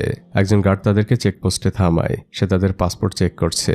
তারপর সে তার ভাষায় আদিলের মাকে বলছে, আপনাদের তো ভিসা নেই আর ট্রানজিট পাসও নেই। আদিলের মা তো বুঝতে পারে না। সে মাথা নেড়ে বলে ধন্যবাদ। আদিল ভেতরে ঢোকার জন্য হাঁটা দেয়। তখন গার্ড থেকে চিৎকার করে থামতে বলে। সে বন্দুক তাক করে আছে। আদিলের মা তখন সেই চিঠিটি খুঁজছিল। গার্ড উদ্বিগ্ন হয়ে পড়ে। সে বলে, হাত উঁচু করুন, না হলে এক্ষুনি গুলি করে দিব। আদিলের মা তখন হাত উঁচু করে। তার হাতে কোরআন শরীফ আর সেই চিঠিটি। পরের দৃশ্যে দেখা যায় আদিলদের সিরিয়া ঢোকার অনুমতি দেওয়া হচ্ছে। সেই গার্ড সবকিছু জানার পরে খুব নমনীয়ভাবে আদিলের মাকে বলছে, আমার ব্যবহারের জন্য আমাকে ক্ষমা করবেন। আপনাদেরকে এই পথ দিয়ে না গেলে হয় না, আমরা না হয় আপনাদের যেতে দিলাম, কিন্তু বিদ্রোহীরা দিবে না, ওরা আপনাদের মেরে ফেলবে। আদিলের মা বলে, দেখো বাবা, তুমি আমাদের আটকিও না, আমরা শুধু মক্কায় যেতে চাই।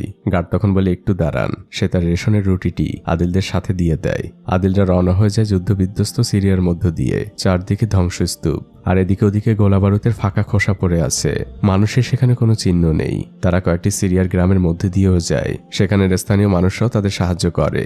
রাতের বেলা থাকার জায়গা দেয়। পথের মধ্যে অনেক চেকপোস্ট পার হয় তারা। সিরিয়ার সৈনিকরা তাদের সাথে ছবি তোলে আর বলে, আমাদের দেশটা এমন ছিল না, আপনারা মক্কায় যে আমাদের জন্য দোয়া করবেন। তারা স্মৃতি হিসেবে একটি ছবি আদিল আর তার মাকে দিয়ে দেয় আর দেখিয়ে দেয় এর পরের পথটা কিভাবে পাড়ি দিতে হবে। এভাবে তারা পথ চলতে থাকে। মরুভূমির মধ্যে দিয়ে যাচ্ছে তারা। বাইরে ঝড় উঠেছে। এরই মধ্যে মধ্যে ছোট একটি কুটির দেখতে পায়। সেখানে মিটমিট করে আলো জ্বলছে। সামনে বসে থাকা লোকটি তাদের দেখে চিৎকার করে, বলে এখানে কেন এসেছেন? এখানে কিচ্ছু নেই, এখানে কেউ নেই। আদিলের মা তখন তার হাতের চিঠিটি উঁচু করে ধরে আর লোকটিকে সালাম দেয়। তারপর দৃশ্য চলে আসে সেই লোকটির ঘরের ভেতরে। লোকটি আদিল আর তার মায়ের জন্য চা বানিয়েছে। আদিলের মায়ের কাছে চিনি ছিল। লোকটি সেগুলোকে একদম হীরার মতো করে স্পর্শ করে আর বলতে থাকে, লাস্ট কবে চিনি দিয়ে চা খেয়েছি আমার মনে নেই। লোকটি আদিলদের সকল কথা শুনছিল। ঠিক তখনই আমরা দেখতে পাই দেয়ালের ওপাশ থেকে কেউ এদিকে লক্ষ্য রাখছে। আমরা একটি চোখ দেখতে পাই, যে চোখটি শুধুমাত্র ওখানে বসে থাকা লোকটিই দেখে। লোকটি ইশারায় আদিলদের ঘুমিয়ে পড়তে বলে। ঠিক ভোরবেলায় লোকটি তাড়াহুড়া করে আদিলদের ঘুম থেকে ওঠায় আর বলে, আপনারা আমার সাথে আসুন। আদিলদের নিয়ে সে একটি গোপন কক্ষে যায় আর বলে, এখানে আমার ছেলে লুকিয়ে আছে, আপনারা একদমই শব্দ করবেন না। গতকাল যে চোখটি দেখছিলেন সেটি ছিল এই লোকেরই ছেলের। বিদ্রোহীরা তার ছেলেকে যুদ্ধে নিতে চায়। বাইরে বিদ্রোহীদের সাথে লোকটির বাকবিতণ্ডা চলছিল, কিন্তু এক পর্যায়ে গুলির শব্দ শোনা যায়। সেই লোকটিকে মেরে ফেলেছে। তখন তার ছেলে সেখান থেকে বের হয়। সে তার বাবার মৃতদেহের কাছে গেলে তাকেও মেরে ফেলা হয়। আর তারপর দেখা যায় তার আদিল আর তার মাকে বন্দি করে সেখান থেকে নিয়ে যাচ্ছে। বিদ্রোহীরা বুন উল্লাস করছে। তাদের গাড়িগুলো আস্তানায় ফিরে আসে। আদিলের মা বিদ্রোহী প্রধানকে বোঝানোর চেষ্টা করছে তারা মক্কায় হজ করতে যাচ্ছে। সেই চিঠিটিও দেখায়। তখন অন্য একজন সদস্য আদিলদের পাসপোর্টটি প্রধানের হাতে দেয়। আর সেই পাসপোর্টের মধ্যে ছিল সরকারি বাহিনীর সাথে তোলা সেই স্মৃতিময় ছবি, যেটা দেখে বিদ্রোহীরা সন্দেহ করে নিশ্চয়ই এরা গুপ্তচর। আর এরপরে শুরু হয় এক অমানবিক নির্যাতন। সহজ সরল মানুষ আদিল, সে তো কিছুই জানে না, কিন্তু তাকে একের পর এক জেরা করা হচ্ছিল। একজন মহিলা তাদের পাশে ট্রান্সলেট করে দিচ্ছিল, কিন্তু আদিল তো কিছুই বলতে পারছে না। সে শুধু বলে, আমি আমার মার কাছে যাব। আমার মা কোথায়? আদিলকে অনেক মারা হচ্ছিল। আদিল বারবারই বলছিল, চাচা আমি কি করেছি? আমাকে কেন মারছেন? আদিল পানি খেতে চায়, কিন্তু তার সামনে পানি নিয়ে আসা হয় ঠিকই, কিন্তু পানি আর খেতে দেওয়া হয় না। রক্তাক্ত করে ফেলা হয় আদিলকে। সেই দৃশ্য দেখার মতো না। আদিল আর তার মাকে পাশাপাশি একটি জেলে বন্দি রাখা হয়েছে। মা আদিলের হাতটা শক্ত করে চেপে ধরেছেন। তিনি বারবারই পড়ছেন, লা ইলাহা ইল্লাল্লাহু মুহাম্মাদুর রাসূলুল্লাহ সাল্লাল্লাহু আলাইহি ওয়াসাল্লাম। আদিল তার মাকে জিজ্ঞেস করছে, মা চাচারা আমাকে কেন মারছে? আমি কি করেছি? এরই মধ্যে সেই ট্রান্সলেটর মেয়েটি আসে। সে এসে আদিলের মাকে বলে, আমি কিছু খাবার নিয়ে এসেছি। আদিলের মা বলে, আমাকে দেওয়ার দরকার নেই, তুমি শুধু আমার ছেলেটাকে একটু খেতে দাও, ওকে ওরা অনেক মেরেছে। সেই মেয়েটি আদিলের মাকে বলে, আমি শুনেছি ওরা আপনাদের ছেড়ে দিবে, আপনারা কালিমুক্ত হয়ে যাচ্ছেন। এই চিঠিটা আপনার কাছে রাখুন, আমার পরিবারের কাছে পৌঁছে দিবেন আর তাদের বলবেন আমি ভালো আছি আর যত তাড়াতাড়ি সম্ভব আমি এখান থেকে পালাবো, আমাকে নিয়ে চিন্তা না করতে। মেয়েটি সেখান থেকে চলে যায়। আদিলের মা শুধু জিজ্ঞেস করে, তোমার নাম কি? মেয়েটি নাম বলার আগেই সেখানে গার্ড চলে আসে। পরের দৃশ্যেই দেখা যায় সেই বিদ্রোহীরা আদিলের জন্য অনেক ভালো ভালো খাবারের আয়োজন করেছে, কিন্তু আদিলের মা খুবই রেগে আছেন। তিনি ওখানের কোনো খাবার স্পর্শ করেন না। বিদ্রোহী ট্রান্সলেটরের মাধ্যমে ক্ষমা চায় আর আদিলের মায়ের উদ্দেশ্যে বলে, আমরা আদিলকে নতুন পোশাক পরিয়ে এখান থেকে মুক্ত করব। পরের দৃশ্যে তাই দেখা যায়। আদিলকে একটি কালো চাদরে মোড়ানো হয়েছে আর ওই ট্রান্সলেটরের মাধ্যমে সে বলে, আমি আপনাদের কাছে ক্ষমা চাচ্ছি। কিন্তু আদিলের মা এখনো রেগে আছেন, কারণ তার সন্তানের শরীরে এখনো কত শত আঘাতের চিহ্ন। এরপরেই তারা তাদের ঠেলাগাড়ি নিয়ে রওনা হয়ে যায় বর্ডারের দিকে। মরুভূমির পথ দিয়ে তারা চেকপোস্টের দিকে আগাচ্ছিল, কিন্তু সেই বিদ্রোহী প্রধান দূরবীন দিয়ে তাদের উপরে লক্ষ্য রাখছিল। আর আমরা বুঝতে পারি এখানে অনেক বড় একটি ঝামেলা হয়েছে। আদিলের পুরো শরীরে আসলে বোম জড়ানো ছিল, তাকে কোনো নর্মাল কাপড় পরানো হয়নি। বিদ্রোহী প্রধান শুধু অপেক্ষা করছে কখন সরকারি সৈনিকরা আদিলের কাছে আসবে আর সে ফোনের বাটনটা টিপে দিবে। সৈনিকরা আদিলের কাছে আসে আর ঠিক তখনই সেই মেয়েটি বিদ্রোহী প্রধানের হাত থেকে ফোন নিয়ে সেখান থেকে দৌড় দেয়। মেয়েটি পালানোর চেষ্টা করে, কিন্তু তাকে পেছন থেকে গুলি করা হয় আর শেষ মুহূর্তে সে ফোনটিকে কুয়োর মধ্যে ফেলে দেয়। এদিকে সৈনিকরা আদিলের চাদর উঁচু করতে বলে। দাদি তো কোরআন শরীফ আর সেই চিঠিটি হাতে উঁচু করেই আছেন, কিন্তু তিনি এখনো জানেন না তার ছেলের শরীরে আসলে কি বাধা রয়েছে। তিনি নিজেই আদিলের চাদর উঁচু করতে যান আর ঠিক তখনই বুঝে যান অনেক বড় বিপদ অপেক্ষা করছে তাদের জন্য। আদিলের শরীরে বোম দেখে সৈনিকরা পিছে চলে যায়। কেউ কেউ বলতে থাকে গুলি করে দেই, একজন নিষেধ করে। তারা ওয়াকিটকিতে কমান্ডারের সাথে যোগাযোগ করে। কমান্ডার জানে নিরাপদ দূরত্বে থাকো আর তাদেরকে ওখানেই বসে থাকতে বলো। আমাদের ইউনিটের বোম স্কোয়াডকে খবর দাও। কিন্তু সেই বোম বিশেষজ্ঞ এখন বাইরে রয়েছে, সবাই তার ফিরে আসার জন্য অপেক্ষা করছে। এদিকে আদিল তার মাকে বারবারই বলছে, মা আমি একটু পানি খাবো, আমার অনেক পিপাসা পেয়েছে। কিন্তু মার ছেলের সেখান থেকে নড়ার একটুও সুযোগ নেই। সৈনিকরাও মার ছেলের কথা শুনছিল।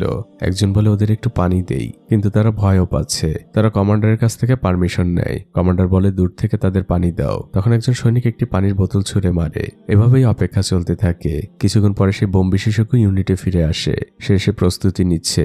সর্বপ্রথমে সে নামাজ পড়ে নেয়, কারণ সেভাবে এটাই হয়তো তার জীবনের শেষ নামাজ।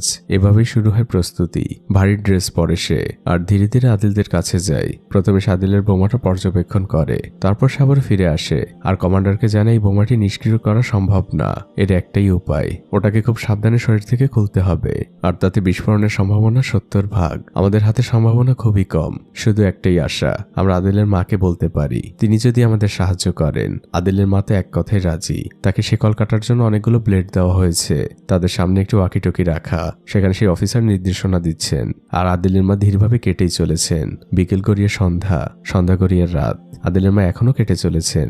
ইউনিটের সবাই ওয়াকিটকিতে তাদের উৎসাহ যোগাচ্ছে। আদিলের মা এক মনে কাজ করেই চলেছেন। একসময় তিনি শেকলটি কেটে ফেলেন আর এক স্বস্তি ভরা কণ্ঠে জানান, আমি শেকলটি কেটে ফেলেছি। এবার সেই বোম বিশেষজ্ঞ নির্দেশনা দিতে থাকে, আপনি খুব ধীরে ধীরে ওটাকে খুলুন, একদমই তাড়াহুড়া করবেন না, খুব সাবধানে। আদিলের মা তাই করছিল। খুব সাবধানে তিনি ওই ড্রেসটি খোলেন আর পাশেই রেখে দেন। এবার বিশেষজ্ঞ নির্দেশ দেয়, আপনারা দৌড়ে এখন এখানে আসুন। আদিলের মা আর আদিল দৌড় দেয়, কিন্তু পরক্ষণেই আদিল ফিরে আসে। সে তার সেই ঠেলা গাড়িটি নিতে ভুলে গিয়েছিল। ইউনিটে থাকা প্রত্যেকটি সদস্য উল্লাস করছে, তারা যেন এক যুদ্ধে বিজয়ী হয়েছে। কমান্ডার আদিলদের অনেক আতিথেয়তা করছেন। তিনি তো আদিলদের ভাষা বোঝেন না, তাই তিনি ফোনে তার এক বন্ধুর সাহায্য নিয়েছেন।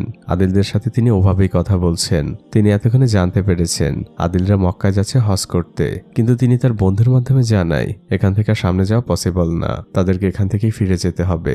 আদিলের মা অনেক রিকোয়েস্ট করে, কিন্তু কমান্ডার জানায় সামনে মাইন বেছানো জমি, মৃত্যু অপেক্ষা করছে সবার জন্য, আমি পারমিশন দিব না, এটা আমার অর্ডার। মন খারাপ করে আদিল আর আদিলের মা ঘুমিয়ে পড়ে। কমান্ডারও ঘুমাচ্ছিলেন। হঠাৎই সৈনিকদের ডাকে কমান্ডারের ঘুম ভেঙে যায়। সবাই কাঁটাতারের কাছে এসেছে। কমান্ডার দ্রুত একটি দূরবীন নেয়, আর আমরা সেই দূরবীনের মধ্যে দিয়ে দেখতে পাই মাইন বেছানো মাঠের মধ্যে দিয়ে মার ছেলে ছুটে চলেছে। কমান্ডারের হাত কাঁপছে, সে বারবারই পড়ছে লা ইলাহা ইল্লাল্লাহু মুহাম্মাদুর রাসূলুল্লাহ। এক মনেই সে পড়ে যাচ্ছে। আর অন্যদিকে আমরা দেখতে পাই চাকায় বেঁধে বেঁধে একের পর এক মাইন বিস্ফোরণ হচ্ছে। কোনোভাবে তারা কাটিয়ে যাচ্ছে। আদিলের মা মাথা নিচু করে আছেন। আদিল সামনের দিকে ছুটে চলেছে। ওখানে দাঁড়িয়ে থাকা প্রত্যেকটি সৈনিক দোয়া করছে, কিন্তু একসময় সবকিছু নিস্তব্ধ হয়ে যায়। কমান্ডারের চোখ পানিতে ছলছল করছিল, তার হাতগুলো শীতল হয়ে গিয়েছে। তিনি মন খারাপ করে সেখান থেকে চলেই যাচ্ছিলেন। তখন একজন সৈনিক বলে, স্যার ওইদিকে দেখুন। তিনি আবারও দূরবীনে চোখ রাখেন। মার ছেলে দুজনে হাত নেড়ে বিদায় জানাচ্ছে আর কৃতজ্ঞতা জানাচ্ছে। তারা বর্ডার পার হয়ে গিয়েছে। সবাই এক স্বস্তির নিঃশ্বাস ফেলে আর আল্লাহু আকবার বলে চিৎকার করে ওঠে। এরপর শুরু হয় মার ছেলের আবারও ছুটে চলা। তারা মরুভূমির মধ্য দিয়ে মক্কার দিকে আগাচ্ছে। অনেক পথ পাড়ি দেয় তারা। আর ফাইনালি সেই স্বপ্নের শহর, সেই পবিত্র শহর যার জন্য এত কষ্ট, তারা মক্কায় পৌঁছে যায়। দাদি মিটিমিটি করে তার চোখ দুটো খোলেন। এজন্য চোখের জন্য এক অন্যরকম শান্তি। নিজের চোখেই যেন তিনি বিশ্বাস করছেন না। তারা পৌঁছে গিয়েছে কাবা ঘরের একদম কাছাকাছি। আর একটি গলির মধ্যে হঠাৎই আদিল বলে ওঠে, দেখো মা, ওই যে চাচা। আর আমরা তখন দেখতে পাই সেই লোকটিও হজ করতে এসেছে, যে তাদের 2 লাখ টাকা দিয়ে সাহায্য করেছিল। তিনি আদিলদের বলেন, আমি তো আমার চোখকে বিশ্বাসই করতে পারছি না। আপনারা পায়ে হেঁটে পৌঁছে গিয়েছেন মক্কায়, এজন্য এক স্বপ্ন। এখন থেকে আপনাদের আর কোনো চিন্তা নেই। আল্লাহর রহমতে এখন আমি আপনাদের সকল খেয়াল রাখবো। আপনারা আমার সাথেই থাকবেন। আর পরবর্তী দৃশ্যে আমরা দেখতে পাই হজের কার্যক্রম শুরু হয়ে গিয়েছে। লক্ষ লক্ষ হাজির সাথে আদিল আর তার মাও এহরামের কাপড় জড়িয়ে হেঁটে চলেছেন কাবার দিকে। চারদিকে মহান আল্লাহর গুণগান। শুরু হয় আদিল আর তার মায়ের হজ পালনের শুরু। কিন্তু হঠাৎই আদিলের মা অসুস্থ হয়ে পড়েন। তাকে হসপিটালে নেওয়া হয়। বিশেষ কেয়ার নেওয়া হচ্ছে তার। সেই লোকটি তখন আদিলের মায়ের কাছে আসে। আদিলের মা তখন ধীর গলায় জিজ্ঞেস করেন, আরাফার ময়দানে না গেলে তো আমার হজ কবুল হবে না। লোকটি মাথা নেড়ে উত্তর দেয়, হ্যাঁ। আদিলের মা বলে, আমাকে আরাফার ময়দানে যেতেই হবে। লোকটি বলে, আমি ব্যবস্থা করছি। 2 জন নার্স আপনার সাথে দেওয়া হবে। আর পরবর্তী দৃশ্যে আসে চোখের এক অন্যরকম শান্তি। 2 জন নার্স সহ আদিল আর তার মা পৌঁছে গিয়েছে আরাফার পাহাড়ের উপরে। দাদির সাথে সাথেই বসে পড়েন আর আকাশের দিকে 2 হাত উঁচু করে ধরেন। শুরু হয় তার দোয়া। তার গ্রামের একটি লোকও বাদ যায় না। সামির থেকে শুরু করে গ্রামের প্রত্যেকটি লোকের জন্য তিনি দোয়া করেন। পথে আসতে যারা যারা তাদের সাহায্য করেছে, দাদি একজনকেও ভুলে যান না। প্রত্যেকের জন্য আল্লাহর দরবারে দোয়া করেন তিনি। দিন গড়িয়ে বিকেল হয়ে গিয়েছে। লক্ষ লক্ষ হাজি আরাফার ময়দানে সমবেত হয়েছেন। চারদিকে এক শান্তির সুঘ্রাণ। রাত নেমে এসেছে। সবাই যে যার মতো করে কোরআন তেলাওয়াত করছে। দাদিও সেখানে বসে আছেন। আদিল তার মায়ের পা স্পর্শ করে নিচেই বসে আছে। আদিলের মা আদিলকে বলে, তোকে আমার এখন কিছু কথা বলতেই হবে, এখনই সময়। এরপরে সময় পাবো কিনা জানি জানি না। আদিল বলে কি কথা মা? তখন সেই নার্স দুজন আসেন আর আরবিক ভাষায় বলেন এখন আপনাকে যেতে হবে। তখন সেই লোকটি এসে দাদিকে বোঝায় আপনাকে ফজর পর্যন্ত আরাফার ময়দানে থাকতে হবে না, আপনি এখন যেতে পারেন। দাদি মাথার ইশারায় সম্মতি জানান। আর পরবর্তী দৃশ্যে দেখা যায় সেই হৃদয় ছোঁয়া মুহূর্ত, কোটি মুসলমানের স্বপ্ন, আমার স্বপ্ন। হজের মূল কার্যক্রম শুরু হয়ে গিয়েছে। হাজিরা তাওয়াফ করছে। সেই লাখ লাখ মানুষের মধ্যে রয়েছে আদিল আর তার মা। মাকে আদিল পিঠে নিয়েছে আর পিঠে নিয়েই তাওয়াফ করছে। এই দৃশ্যটি কখনো ভোলার না। হজ শেষ হয়, দাদি আর আদিল পাশেই বসে আছেন। দীর্ঘক্ষণ তারা দুজন কাবা ঘরের দিকে তাকিয়ে আছে। দৃশ্য পরিবর্তন হয়। আমরা আদিলের মায়ের মুখে অক্সিজেন মাস্ক দেখতে পাই। আদিল তার মায়ের পাশেই বসে আছে। সে তার মাকে বলছে, মা এখন তো আমরা দুজন একসাথে জান্নাতে যেতে পারবো। আদিলের মা কাঁপা কাঁপা হাতে তার মুখের মাস্কটি খোলেন আর আদিলকে বলেন, সোনা মানিক আমার, আজকে তোকে এত বছরের জমানো সেই কথাটি বলি, আমি আসলে তোর আসল মা না। আদিল বলে, মা আসল মা কি? তখন আদিলের মা বলতে শুরু করে, সালটা ছিল 1989। তারও 20 বছর আগে আমার বিয়ে হয়েছিল, কিন্তু আমার কোনো সন্তান হয়নি। তাই 20 বছর পরে আমার স্বামী আমাকে ছেড়ে দেয়। আমি গ্রামে ফিরছিলাম, স্টেশনে ট্রেনের অপেক্ষায়। তখন পিছন থেকে একজন ফর্সা মহিলা আসলো আর সে তার কোলের বাচ্চাটিকে আমার হাতে দিয়ে বলে, আপনি প্লিজ ওকে একটু ধরুন, আমি এক্ষুনি আসছি। তারপর সে চলে গিয়েছিল। আর কথা উল্টে আমি যখন তোকে প্রথম দেখেছিলাম আমার মনটা একদম ওলটপালট হয়ে গিয়েছিল। আমি তোকে নিয়ে স্টেশনে হাঁটতে শুরু করলাম। অনেক কাঁদছিলি তুই, কোনোভাবেই থামানো যাচ্ছিল না। তোর তখন তোর আসল মায়ের প্রয়োজন ছিল, কিন্তু এভাবে সময় কাটতে থাকে, তোর মায়ের কোনো খোঁজ নেই। আমি তোকে মিথ্যে দুধ খাওয়ানোর অভিনয় করলাম যাতে তোর কান্নাটা থামে, কিন্তু এভাবে 3 দিন অপেক্ষা করেছিলাম আমি স্টেশনে, কিন্তু তোর মা ফিরে আসেনি। তাই ভাবলাম হয়তো আল্লাহ তোকে আমার জন্য পাঠিয়েছে। কোনো কিছু না ভেবে তোকে নিয়ে উঠে গেলাম গ্রামে ফেরার ট্রেনে। ঠিক তখনই জানালার বাইরে দেখি তোর মা অপেক্ষা করছে, তোকে চারদিকে খুঁজছে। প্রচন্ড হিংসে হলো আমার। এই 3 দিনে তোকে বড্ড বেশি ভালোবেসে ফেলেছিলাম। আমি চাইনি তোকে ফেরত দিতে, তাই লুকিয়ে রেখেছিলাম তোকে। চলে এসেছিলাম এই গ্রামে। আমি অনেক বড় একটি পাপ করেছিলাম, জানি না আল্লাহ আমাকে ক্ষমা করবে কিনা, কিন্তু আজ তোকে জানিয়ে গেলাম আমি তোর আসল মা না, তোর আসল মা অন্য কেউ। আদিল বলে, আমার অন্য কোনো মায়ের দরকার নেই, তুমি আমার মা, আমি তোমাকে ভালোবাসি। আদিলের মা বলে, আমিও তোকে অনেক ভালোবাসি রে। আদিলের মা মুস্কি হাসি দেন আর বলেন, বাবা আমি এখন একটু বিশ্রাম নেই। আদিল বলে, ঠিক আছে মা। সে তার মায়ের কম্বলটি টেনে দেয় আর বাইরে বসে অপেক্ষা করতে থাকে। আর পরবর্তী দৃশ্যে আমরা দেখতে পাই আদিলের মায়ের মুখের উপরে কাফনের কাপড়টা টেনে দেওয়া হচ্ছে। তিনি এই দুনিয়ার মায়া ত্যাগ করে চলে গিয়েছেন। আদিল এখনো জানে না মৃত্যু মানে কি। সে এখনো তার মায়ের সাথেই আছে। তার মাকে যেদিকে নিয়ে যাওয়া হচ্ছিল আদিলও তার সাথে সাথে যাচ্ছিল। আদিলের মাকে মক্কায় দাফন করা হয়। সেই লোকটি আর আদিল বসে দোয়া করছিল। দোয়া শেষে আদিল জিজ্ঞেস করে, চাচা এখন কি মা জান্নাতে যাবে? লোকটি বলে, ইনশাল্লাহ। আদিল বলে, মা আমাকে সবসময় বলতো আমিও জান্নাতে যাব। লোকটি বলে, হ্যাঁ, তোমার উপর আল্লাহর বিশেষ এক রহমত রয়েছে, তোমার হিসেব অনেক সহজ। আদিলের চোখ বেয়ে পানি পড়ছে। সে বলে, চাচা আমাকে কত অপেক্ষা করতে হবে জান্নাতে যে মাকে দেখার জন্য? সহজ সরল এই মানুষের কথায় চোখের পানি আটকে রাখা বড্ড কঠিন। আদিল চোখের পানি মুছতে মুছতে বলে, আমি কালী গ্রামে চলে যাব। দৃশ্য পরিবর্তন হয়। আদিল তার ঠেলাগাড়িতে অনেকগুলো জমজম কূপের পানি নিচ্ছে। সেই লোকটি এসে জিজ্ঞেস করে, এত পানি দিয়ে কি করবে? আদিল বলে, আমার গ্রামের মানুষদের জন্য। লোকটি আদিলের হাতে বিমানের টিকিট দেয় আর বলে, তোমাকে এখন আর কষ্ট করে ফিরতে হবে না, তুমি আরামেই ফিরতে পারবে আর খুব কম সময় লাগবে। আদিল বলে, না, আমি পায়ে হেঁটে এসেছি, পায়ে হেঁটেই ফিরে যাব। লোকটি আদিলকে অনেক বোঝায়, কিন্তু আদিল তার ঠেলাগাড়িটি নিয়েই হাঁটতে শুরু করে। লোকটি এক দীর্ঘশ্বাস ফেলে আর তার ব্যাগটি সঙ্গীদের হাতে বুঝিয়ে দিয়ে বলে, এগুলো নিয়ে তোমরা চলে যেও, আমি ওর সাথেই ফিরবো। লোকটিও আদিলের সাথে হাঁটা শুরু করে আর আদিলকে জিজ্ঞেস করে, তুমি পায়ে হেঁটে কেন ফিরবে? আদিল তখন বলে, কারণ আমাকে ওয়াদা রক্ষা করতে হবে, এই ঠেলাগাড়িটি ফেরত দিতে হবে। লোকটি শুধু ব্যাকগ্রাউন্ড থেকে উচ্চারণ করে, আল্লাহু আকবার। তিনি আল্লাহর কাছে সাহায্য চান আর পায়ে হেঁটেই ফিরতে শুরু করেন। আর এই ফিরে চলার দৃশ্যের মধ্যে দিয়েই এই মুভিটি এখানেই শেষ হয়ে যায়। মুভিটি যখন দেখেছিলাম অনেক কেঁদেছি। পৃথিবীর এই মোহর জন্য অনেক পিছিয়ে আছি আমরা। আদিলদের মতো বিনে হিসেবের মানুষগুলো আসলেই ভাগ্যবান। হয়তো তারা আমাদের মতো করে দুনিয়াটা পায় না, কিন্তু তারা যেটা পায় সেটাই দুনিয়ার থেকে অনেক বেশি মূল্যবান। আমি জানি না এই মুভিটি আপনার জীবনে কোনো প্রভাব ফেলবে কিনা, তবে আমার জীবনে ফেলেছে, মনে থাকবে সারা জীবন। আপনার মতামত আমাকে জানাবেন। আর একটি কথা, মুভিটি যদি সত্যি আপনার কাছে ভালো লেগে থাকে তাহলে অবশ্যই লাইক দিবেন। এই ভিডিওতে যদি আগামী 1 সপ্তাহে 5000 লাইক পূর্ণ হয় এমন আরেকটি গল্প নিয়ে আপনাদের সামনে হাজির হব। তো ভালো থাকবেন আপনারা, দোয়া করবেন আমার জন্য যেন কখনো সত্যিকারের হজ পালন করতে পারি। আজকের মতো বিদায়।